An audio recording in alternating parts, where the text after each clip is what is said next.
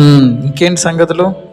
మనమైతే morning tiffin తినకుండా ఇద్దరికి రెండు అయితే బనానాలు అయితే తీసుకున్నాము. వాటర్ బాటిల్ ఒకటి తీసుకొని అయితే వెళ్తున్నాము.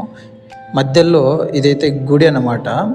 ఇలాంటి లొకేషన్లు చాలా ఉంటాయన్నమాట. ఇక్కడ కర్ణాటకలో ఇక్కడ పల్లెటూరు సైడ్ వస్తే ఎక్కువ ఆల్మోస్ట్ ఆల్ ఉండేది మొత్తము మనమున్న ఈ ప్రాంతాన్ని మల్నాడు అని అంటారనమాట. మల్నాడు అంటే కొండల ప్రాంతము అని అర్థము.